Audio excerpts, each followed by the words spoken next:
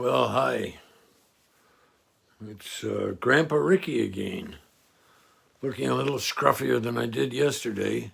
Thank goodness June likes to pull my hair. Scruffier, but this hibernation is really interesting. So I'm going to read part 4 of No Mud, No Lotus. So here we go. This is really helping me. I don't know if it's helping you, but boy, oh boy, it's when I get freaked out, I just coming back to my breath really helps.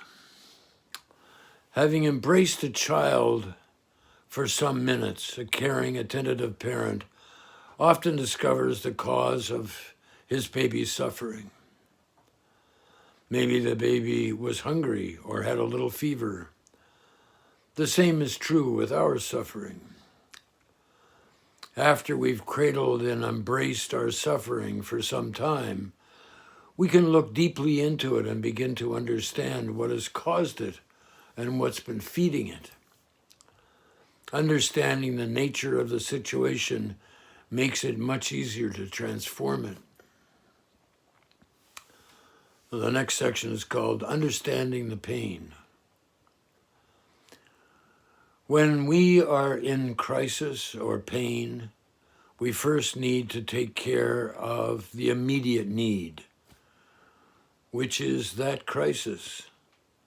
Once our mindful energy has soothed our suffering, we can begin to look more deeply into its nature and the sources. And just as when we have a headache, acknowledging its existence and understanding its causes helps us to find the appropriate remedy for it. So understanding eases our pain and helps us transform it into compassion.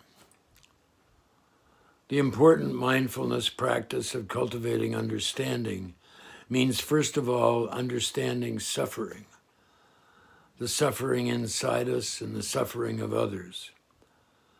A human being without understanding is a human being without compassion, utterly alone, cut off and isolated. To connect with others, however, we first have to be willing to look deeply into ourselves. And that takes calm and the breathing, taking a breath in and exhaling, comes present, joining our head and our bodies and our heart. The next section is called The Pain of Our Ancestors. Some of our ill-being comes from hurt and pain in our own life, but some has been transmitted to us by our ancestors. Think of a stalk of corn that grows from seed. Each ear of corn, each leaf contains that initial seed. In every cell of the plant, that seed is there. And just as the plant of corn is the continuation of the seed of corn, you are the continuation of your parents. When you see a picture of yourself as a 5-year-old child, you may ask yourself, am I the same person as that child? The answer isn't yes or no.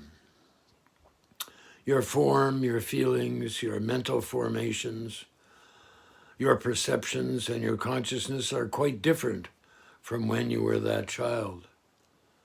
It's clear you weren't exactly that same person. But if you say that you are a completely different person, that's equally wrong. You and that child are with each other. Before my mother gave birth to me, she had a miscarriage. The child who didn't arrive that time, was he my brother or was he me? We aren't the same, but we aren't totally different. My feet have been transmitted to me by my ancestors, and when I walk with my own feet, but these feet are also theirs. I can see the hand of my mother in my hand. I can see the arms of my father in my arms. I am my parents' continuation. And boy, did I ever have trouble, decades of trouble accepting the fact. There are those who have lost their biological parents or never knew them and have no chance to connect with them in person. There are also people who grew up with their blood relatives whose parents are still alive, and yet they are unable to communicate with them. In all these situations, even if you don't have a regular interpersonal relationship with your parents or your ancestors, your body and mind contain their suffering and their hopes, as well as your own. So, if you have suffering in you and you don't know where it comes from, looking deeply, you may see that this is the suffering of your ancestors, handed down from one generation to the other, because no one knew how to recognize, embrace, and heal it. It's not your fault, nor is it their fault. Many people are angry at their parents because of their suffering they experienced as children. I was like that. They say, "That man, I don't want anything to do with him." And you may believe your father is outside of you, but your father is also inside of you. Your father is present in every cell in your body. You can't remove your father from you. It's impossible.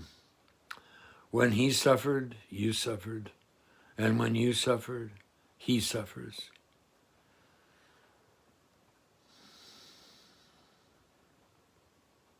Even if he's dead to this planet.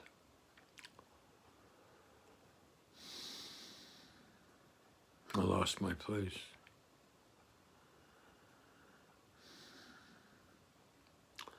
Getting angry with your father, you're getting angry with yourself.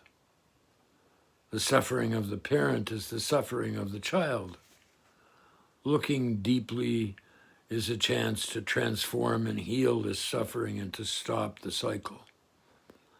So part of looking deeply into our suffering is to know that it is not ours alone. When we're able to embrace our suffering, we're also embracing our ancestors and the healing that goes back through generations. When we practice mindful breathing to know how to recognize, embrace, and transform our pain, we do it for them as well as for us. Then we can heal not only our own suffering and that of our ancestors, but we can also avoid transmitting this suffering to our loved ones, to our children, and to their children.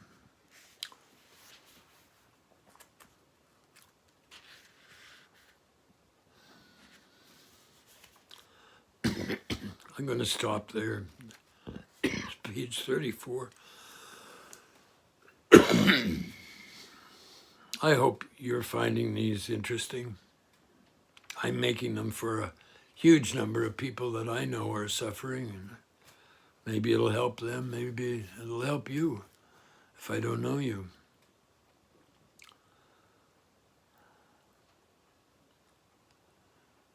And it's interesting that so many people are suffering now, and we know each other are suffering. And some of us are pretending we're not. But I know we all are. So please do what you can to help anybody, even people you don't like. I'm sad we're being cruel to one another. And I was happy to read a New York Times article where the guy was looking at joiners, people looking to see where we can agree, and rippers, people who are looking to see where we can create more fear and stress and suffering. It's a good article. I forget what it was. Anyway, please share your gifts.